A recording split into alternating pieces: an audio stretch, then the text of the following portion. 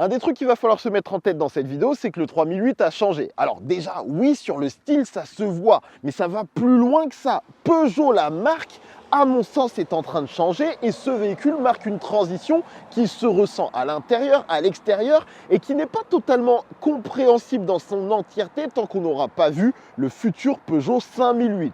Toujours est-il qu'il faut qu'on en parle, déjà même sur le design, parce que ça y est, il est en liberté et il y a beaucoup de choses à dire. Parlons donc du design quelques instants, même si je ne vais pas aller trop loin aujourd'hui. Mais c'est assez intéressant, cette face avant, à mon sens, est une belle représentation de Peugeot actuellement. C'est une marque qui est en transition. Elle ne veut pas complètement oublier ce qui s'est passé et on trouve beaucoup de codes de style de l'ancienne génération Peugeot dans ce 3008. Mais sur la face avant, tu sens, et même c'est la première impression que tu peux avoir, que ce n'est plus la même voiture et presque plus la même marque. Et cette nouvelle face avant, moi, ça y est, je m'y suis fait. Je ne dis pas que j'aime, je ne sais même pas véritablement comment me positionner, mais je dois lui trouver un point fort, c'est une question d'identité.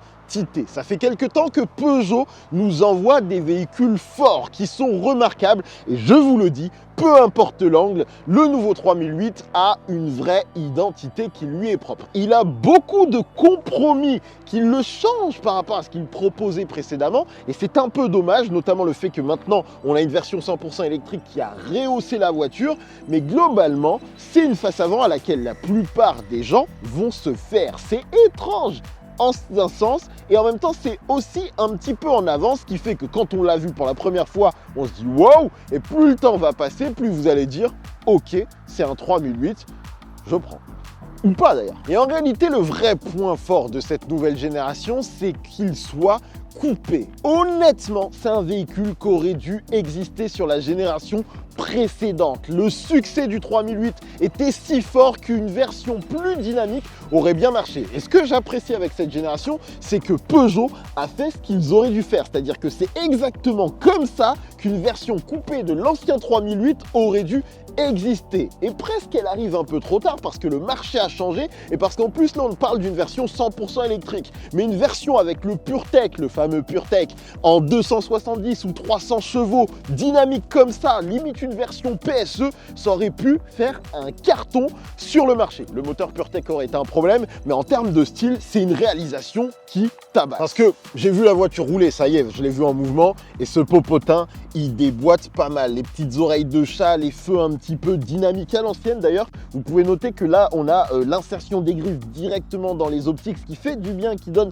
un côté plus acéré. Ce petit béquet, cette chute de toit très dynamique et cet épaulement ici là qui dépasse un peu sous le feu pour donner de la pluie à la voiture, alors qu'en vrai elle est quand même assez large et conséquente, ça marche bien et ça c'est ultra identifiable. Le truc qui m'embête plus, c'est quand même ce grand mur qui fait le popotin de la voiture. Le dessin du pare-choc est bien foutu, franchement assez costaud, tout en facettisation pour vraiment lui donner du relief et l'insertion des catadioptres n'est pas excessive comme sur la 308, mais là, qu'est-ce qui a été comme contrainte qui fait que, au lieu de venir travailler un petit peu les volumes, de venir creuser ici pour couper un peu la masse de la voiture, ils ont laissé ce grand pan de carrosserie. Je serais très curieux d'avoir l'avis des designers sur le choix qui a été fait ici. Au final, côté design, c'est un peu compliqué. J'apprécie le fait qu'il tente quelque chose, qu'il ne soit pas complètement dans la continuité de la génération précédente, là où ça aurait été la solution de facilité pour essayer de continuer le succès. Non, il change la recette et je pense qu'il y a une stratégie derrière. Face avant, je sais pas trop. Face arrière, vrai dynamisme, vraie manière de faire un SUV coupé. Honnêtement, c'est bien fait. Profil globalement bien pensé, même si, comme je vous le dis, parce qu'il est rehaussé pour les versions électriques, le style a un petit peu changé et pas du bon côté. Enfin, c'est une voiture qui tente quelque chose et qui à mon sens n'aura pas le succès de la génération précédente et surtout j'ai l'impression que ce 3008 devient une déclinaison du futur 5008, une déclinaison coupée du futur 5008 là où avant le 5008 était la déclinaison longue du 3008 et je crois que la formule est en train de changer et que le Peugeot 5008 deviendra le véhicule de référence en termes d'habitabilité, d'usage au quotidien, quand le 3008 devient le véhicule un petit peu bourgeois, chicos, pour le plaisir. Et les amis, je vous propose de vivre avec moi une séquence de démarrage de la voiture, véritablement, comme si vous alliez découvrir ce qu'elle propose. On a des petites animations qui, il faut le dire, sont plutôt sympas. Je mets le pied sur le frein, qu'est-ce que la voiture me propose ? Et là, par exemple, vous voyez, on est sur la version 100% électrique. Un truc qui m'embête, c'est que j'ai une vibration bizarre dans la pédale de frein. C'est super étrange. Et quand je mets marche avant, vous voyez, marche arrière, il se passe rien. Il faut vraiment démarrer la voiture. Ça, pour les versions électriques, c'est un peu dommage de ne pas être allé plus loin. Globalement, nouveau Peugeot iCockpit, qu'est-ce qu'on en pense? Je dois le dire, les amis, franchement, c'est beau. Franchement, ça tabasse. Cette grande dalle flottante s'envoie. Cette grande signature lumineuse qui traverse tout le tableau de bord. Une version un petit peu plus étendue de ce qu'on a eu dans la 308. Ça déboîte. On sent la filiation avec l'ancienne génération de 3008. Les anciens propriétaires de 3008 qui vont juste aller voir en concession la voiture vont se dire « Quelle dinguerie !» Il faut être honnête, c'est ce qu'ils vont se dire. Ils vont se dire « Mais quelle dinguerie !» C'est visuellement très beau. Sauf que conduire, utiliser une voiture, ce n'est pas juste du beau, c'est du fonctionnel, c'est du pratique. Et je trouve que cette 3008 a quelques petits défauts qui sont, à mon sens, un peu personnels et qui dépendront de chacun. Mais je vais vous en parler. Alors, déjà, en sensation, le volant. J'aime pas les touches plastiques qui sont ici. Franchement, ça fait un petit peu cheap en ressenti. Et Peugeot qui essaye de monter en gamme, ça, pour moi, c'est une petite erreur. C'est une petite faute de goût, mais ce n'est pas gravissime. Le truc que, par contre, je dois vraiment noter, c'est cette grande dalle qui est pseudo-tactile et en même temps écran pour le conducteur. Je suis assez mitigé sur la proposition parce que, en fait, le truc tout bête, c'est que je trouve cet écran presque trop proche de moi. Il devrait être un peu plus loin et en fait, pour un affichage tête haute, c'est-à-dire que quand je conduis, j'ai mes yeux sur la route, je vous jure que je vois pas les informations qui sont ici, ce qui m'oblige véritablement à baisser les yeux et faire une vraie mise au point sur l'écran, prendre l'information et remonter sur la route. Donc, on perd le principe d'affichage tête haute. Et une des limitations, c'est que comme Peugeot voulait cet effet visuel, il voulait créer cette grande dalle flottante, c'est beau, mais par contre, ça vient empêcher de placer l'écran au bon endroit. Parce que ce qui aurait été parfait, c'est que limite l'écran tactile soit la partie flottante ici, plus en zone centrale pour profiter aux passagers, et que ici, on ait soit un véritable affichage tête haute dans le pare-brise, beaucoup plus fonctionnel, ou un écran un petit peu plus petit, intégré, qui te donne les infos clés sur la vitesse, etc. Limite intégré dans le bandeau, fait une solution plus ergonomique, plus intelligente, plutôt que cette solution où tu sens qu'il y avait une volonté d'effet visuel qui est venue contraindre un peu les possibilités en termes d'intelligence, parce que littéralement, cet écran limite tactile, il devrait être un peu plus loin. Après, on a le système des eye toggle avec notamment la possibilité de swiper comme ça c'est très cool, mais par contre pour moi je maintiens les commandes de clim, elles devraient être posées ici, c'est-à-dire que je veux pas gérer ma clim dans cet écran, même si oui Peugeot va te dire oui mais tu peux mettre des raccourcis climatisation, effectivement je peux accéder à la climatisation, transition toujours trop longue sur l'écran, mais moi je voudrais avoir une page sur laquelle je peux gérer mon côté conducteur, mon côté passager, etc., une interface climatisation directement posée ici.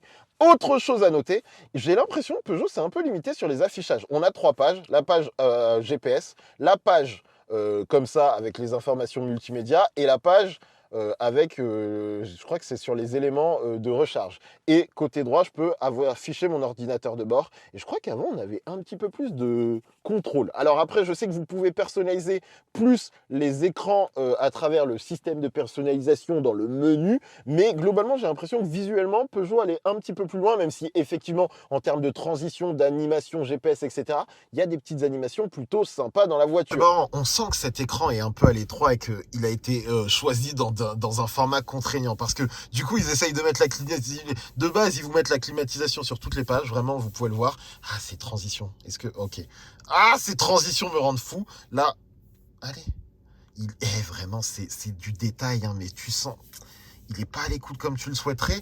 Et je sais pas comment vous expliquer ça, mais tu sens qu'il y a un truc qui est pas naturel dans cet écran et que si la climatisation était là, t'aurais pu optimiser les affichages. Enfin, vraiment, Peugeot, on sent que c'est un peu compliqué ici et c'est dommage. Autre point aussi à noter, en agencement. Maintenant que j'ai pu conduire avec la voiture, je me sens plutôt bien dans la voiture. Mon siège est réglé au plus bas. D'ailleurs, sur la version GT de série, on a des réglages de sièges manuels. C'est une option d'avoir du réglage électrique. Par contre, ils sont contents parce qu'il y a des sièges massants, je crois, ou chauffants.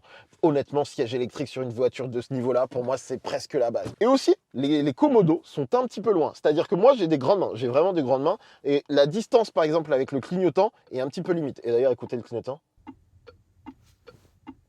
Il sonne beaucoup trop fort et beaucoup trop old school. C'est vraiment des petits détails, mais c'est des détails à noter sur une voiture qui veut une approche premium. Maintenant, si on parle du bloc central, je le fais à l'arrêt parce que c'est mieux.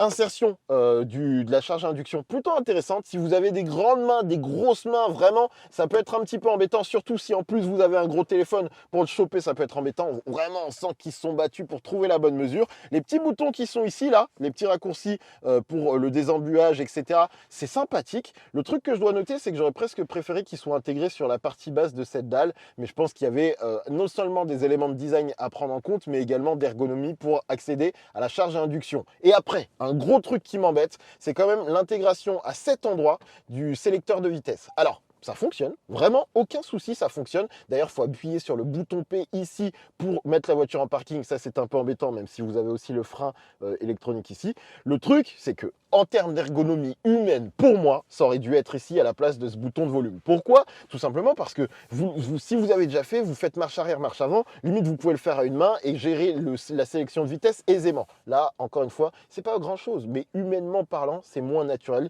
qu'à d'avoir la main posée ici de manière très élégante, un petit peu classe, comme ce nouveau 3008 d'après Peugeot. Et d'ailleurs, ici, vous allez avoir un bouton de raccourci de volume. Quand vous appuyez dessus, ça met muet. Et ça m'embête de ne pas avoir un commodo à l'ancienne pour gérer tout ce qui va être multimédia. Parce que, en fait, certes, je peux monter le volume sur mon volant. Mais voilà, la sensation n'est pas très classieuse, c'est un peu dommage. Intégration des bus d'aération, les amis, franchement, c'est bien foutu. Ça flotte sur les extrémités. Non, franchement, ça c'est beau. Le petit détail que je dois noter, encore une fois, ces petites matières un peu chinées, moi je trouve ça plutôt mignon. Là-dessus, pas de souci. Par contre, en partie basse, là, j'avoue que autant sur les portes, on sent qu'ils ont fait l'effort, ils ont mis des petites matières moussées en 6008 cuir, vraiment ça c'est bien. Mais là, toutes ces matières, il faut le dire, c'est vrai que ça dénote un petit peu par rapport à la volonté. Franchement, j'ai presque envie de dire, j'ai premium que Peugeot essaye de vendre. Là, cette matière, elle devrait être plus soignée. Ça devrait être un petit tissu, quelque chose. C'est pas grave. D'ailleurs, le petit point qui fait plaisir, c'est ce rangement-là. Regardez, j'ai posé mon portefeuille dessus. On a un grand rangement très profond. Et là, tu dis, mais quoi, mais ton portefeuille, il va disparaître? Et en réalité, mon portefeuille ne disparaît pas. Ils ont pensé à un système qui fait que les objets ne peuvent pas rester coincés. À noter, par contre, qu'avec, par exemple, un téléphone qui aurait une coque agrippante, ben, ça fonctionne moins bien. Bon, ça partait trop bien. Malheureusement, ça partait trop bien. Je viens de me rendre compte d'un truc. En fait, je cherchais les ports USB. Les ports USB, ils sont ici. Donc, admettons que je veux utiliser le câble pour charger et que je referme. Ça ferme plus. Ça ferme plus. Il faut forcer. Ah, ok. Là, ça a marché. Ça a marché, mais grosso modo, ils n'ont pas pensé à mettre un petit passe-câble. Donc, si votre câble est épais, ça ne fermera pas. C'était trop bien parti. Porte-gobelet, ça marche plutôt bien. En plus, on est content. On peut, au besoin, venir y caler son téléphone, mais ne regarder la route, c'est important. Et après, le rangement central est très grand. Franchement, regardez tout ce que je mets le bras. Et il est ventilé, réfrigéré pour être précis. Et donc, franchement, bon point. Ce nouveau 3008 avec sa petite boîte à lunettes ici. Écoutez, globalement, c'est intéressant. Mais mon problème, si je suis très honnête, c'est que j'en parlais avec les copains. Entre la proposition du nouvel iCockpit et notamment son système multimédia qui est un peu fatigué. Je vais être honnête, il est un peu fatigué. Il n'est pas ultra réactif comme on le souhaiterait. Allez, fais quelque chose. Voilà, vous avez vu ce qui s'est passé. Eh bien, quand on pense au Renault Austral, qui à la base aurait dû être dépassé par le nouveau 3008 avec son arrivée, eh bien en réalité, il est totalement dans le coup à l'intérieur. Et même le design est tellement clivant sur le 3008 que le Renault Austral devient la voiture un petit peu de référence avec un tableau de bord efficace, facile à lire, deux grands écrans, on n'aime pas mais ça fonctionne, le système est rapide, tu sais ce que tu dois faire, c'est simple, efficace et en plus tu as Google derrière qui envoie du lourd.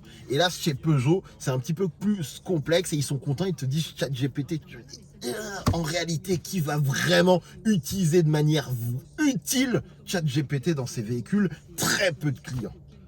Donc c'est intéressant, mais ça manque de perfection ergonomique et d'intelligence globale à mon sens. C'est beau, mais c'est pas le truc le plus fonctionnel, utile du monde à mon avis. Mais il faudrait passer encore plus de temps avec pour avoir un vrai ressenti. Mais voilà les premières sensations, je pense qu'on peut aller prendre la route. Bon les amis, c'est un premier tour et je suis un peu mitigé. En fait, j'ai du mal à voir Il y a beaucoup de travail visuel, beaucoup de travail technique pour construire ce tableau de bord. Mais j'ai l'impression qu'on a un peu oublié le point important, c'est-à-dire venir caler les informations au bon endroit et de la meilleure manière possible. C'est beau, mais c'est pas la meilleure solution. Je veux dire, honnêtement, quand je repense au système Open Airlink de Renault, qui manque de style, et encore les interfaces commencent à s'améliorer depuis l'arrivée des équipes de Vidal, c'est juste efficace à tous les niveaux. L'interface, le système, la puissance, tout est bien. Et là, je suis vraiment en première impression moins fan de ce que j'ai découvert. Après, il faut tester plus longtemps. Honnêtement, il faudra que je vais essayer de passer plus de temps avec cette voiture dans la vraie vie pour voir ce que j'en pense. Parce que ce côté, ce style un petit peu décalé, moi, il commence à prendre. C'est la face avant, mais limite, je la vois pas plus que ça, donc ça peut aller. Mais sur le reste, tiens, la municipale en 3008, sur le reste, à l'intérieur, je suis pas complètement convaincu. Et en plus, on parle du véhicule dans un usage 100 mètres de la famille à l'arrière, etc. Ou d'avoir des copains, parce qu'on a perdu de l'espace aux places arrière. Ah oui, aussi un truc à savoir en usage de conduite, c'est que la voiture est plus massive, et comme en plus on a certainement gagné un peu en hauteur, j'ai un peu de mal à bien lire l'environnement de la voiture. C'est-à-dire que là, je vois pas trop ce qui se passe là-bas. Regardez où est mon coude quand je le mets à la portière. La ceinture de caisse est très haute, les roues sont immenses, et du coup, pour comprendre un peu ce qui se passe autour de la voiture, hier je devais approcher d'un trottoir.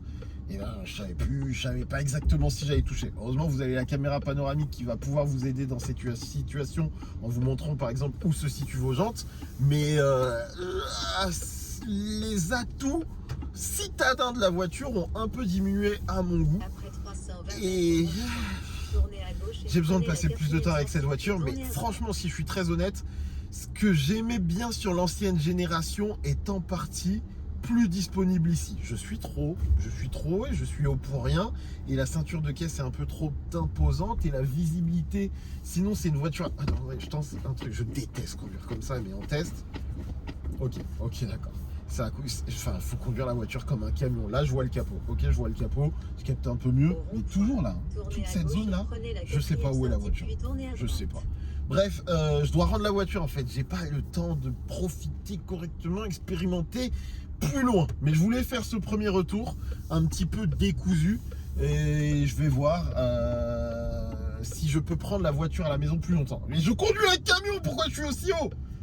Il y a vraiment je respecte tout le monde, hein, donc chacun ses choix. Mais oui, en fait, au final, la voiture, elle a été pensée pour conduire aussi haut. Mais quel intérêt!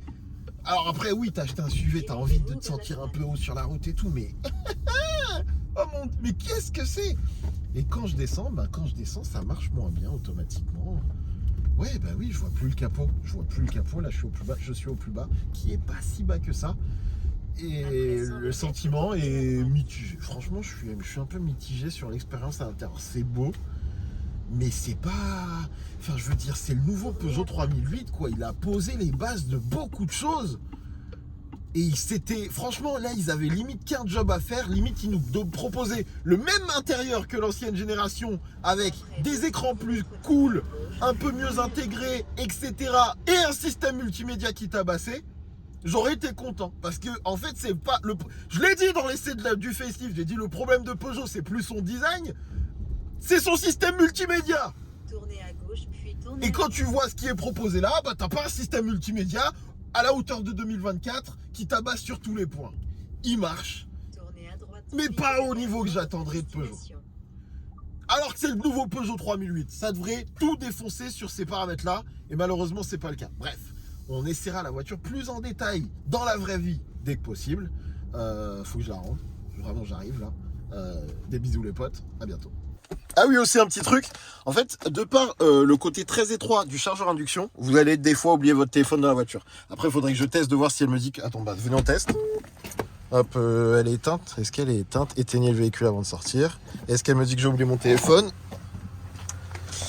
Et non, malheureusement, elle m'a pas dit que j'avais oublié mon téléphone. Dommage.